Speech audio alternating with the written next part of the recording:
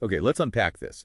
Today we're doing a really fascinating deep dive. We're taking, well, what seem like kind of random biblical verses and connecting them to a very specific future point. June 27, 2025, specifically after 6 a.m. Pacific time. Our goal here is to try and uncover what we're calling prophetic patterns hidden within these texts. Yeah, we want to reveal maybe an inherent order and see if there's a thematic resonance with that specific future horizon. And we're using a particular lens for this, Charles Thomson's Septuagint-based Bible, the Urim Thummim version, which has some interesting nuances, plus insights from Barton Payne's Encyclopedia of Biblical Prophecy. What's fascinating here is exactly that approach. It's crucial to state up front, though, this is speculative. We're not making predictions, not at all. We're looking for, thematic resonances, possible connection. It's delicate work linking ancient texts to exact dates. Right, respecting that line. Okay, here's where it gets really interesting for me. This idea that the apparent randomness of the verses isn't a bug, it's a feature. How does that work? Well, it forces you to look deeper, doesn't it? Beyond just the surface reading. It challenges us to see God's consistency, his character, how his plan unfolds even when the pieces seem scattered. It's like finding a hidden code. And the first pattern that starts to emerge is pretty stark. Divine judgment and its consequences. You look at Habakkuk 1.2, that cry, "How long, Lord?" It captures that feeling of, divine delay, but also the certainty that judgment will come. That sense of inevitable reckoning. Exactly. And then there's Nahum 2.9, painting this vivid picture of Nineveh, all its plundered silver and gold. It illustrates that power and wealth gained unjustly through violence eventually face a divine reversal. Fortune turns. So it applies to empires, big picture stuff? But also on a more communal level. Look at Haggai 1.11. It explicitly links a drought on the fields, a physical hardship, directly to the people neglecting spiritual priorities, specifically rebuilding the Lord's house. It establishes this pattern. Challenges often stem from spiritual apathy or misdirection. Okay, so there's a direct cause and effect. And then Ecclesiastes 6.2 adds another layer, this futility of unenjoyed riches. Someone has all the wealth, but Elohim, God, gives him not power to eat of it, someone else does. It's a warning about priorities, about what truly matters.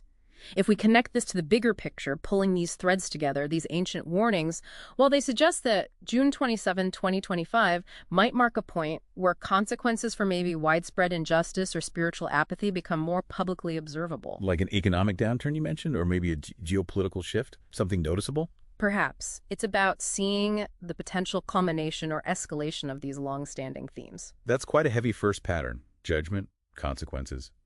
Is there a counterbalance in these verses? Anything pointing towards hope? Oh, absolutely. That leads us right into the second pattern, restoration and divine timing. Think about Ezra 3.12. It describes the scene when the foundation of the Second Temple is laid after the exile. You have people weeping loudly, mourning what was lost, but also shouting for joy. It's this incredibly mixed emotion. Grief and gratitude all tangled up. Precisely. It symbolizes new beginnings emerging from judgment.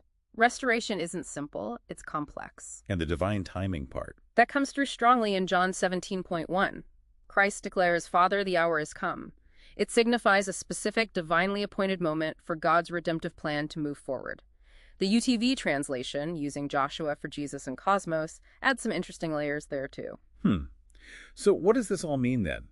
If we put judgment and restoration together, could June 27, 2025 be less about just judgment and more about, say, a step towards restoration, or maybe a key hour when some part of God's plan clicks into place, maybe related to Israel even? It raises exactly those questions. It presents a duality. Is it an end point of judgment for some or a starting point of restoration for others? Or both unfolding simultaneously? And that brings us to a third pattern, which adds yet another dimension, spiritual state and cosmic conflict. On one hand, you have Psalm 32.11, "Be glad in YHWH and rejoice, you righteous." It's a reminder that even amid turmoil, perhaps even tribulation, joy and righteousness are possible. A counterpoint to the gloom. Yes. But then the UTV rendering of Genesis 6, drawing from texts like the Book of Enoch, it brings in the sons of the angels and the Nephilim, these powerful ancient figures linked to corruption and wickedness. Right, that introduces a whole different layer, not just human failing, but cosmic influence. Exactly. It adds this cosmic dimension to injustice and impiety. It suggests that evil isn't just human-generated, but potentially influenced, even amplified, by malevolent spiritual forces. Wow. So the question that raises is, Could June 27, 2025 be tied to something like increased awareness of spiritual warfare? Or maybe even, I don't know, unusual phenomena like echoes of those ancient accounts? It's a provocative thought raised by the text itself. Could that date involve a more overt manifestation or recognition of these deeper spiritual conflicts?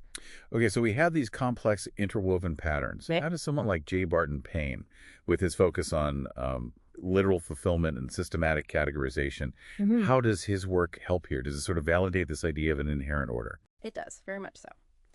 Payne's systematic approach, cataloging prophecies and their fulfillments, it helps demonstrate that biblical prophecy isn't just random predictions. There's a coherence, a structure, an internal consistency that unfolds throughout history. His work supports the idea that God's plan, as revealed in Scripture, is logical and historically grounded. It helps us see the inherent order you mentioned. So if we connect this to the bigger picture, these verses, which might seem randomly selected at first glance, are actually like integral threads. They're part of this incredibly rich tapestry of biblical prophecy, and together they illuminate God's character, his sovereignty, his deliberate orchestration of history. It shows design, not chaos. So, well, we have to stress again, the exact meaning of June 27, 2025 remains speculative. This whole exercise, this deep dive, it's a powerful reminder, isn't it, that prophecy still speaks. It still has relevance. It really calls for, well, spiritual vigilance from us, discernment, being ready to see God's hand, perhaps, in what's unfolding globally. Remember, the underlying message here, the inherent order, assures us history isn't just random noise. It suggests a divinely guided story moving towards a specific conclusion. So the question to leave you with is this: what patterns do you see unfolding in the world around you right now?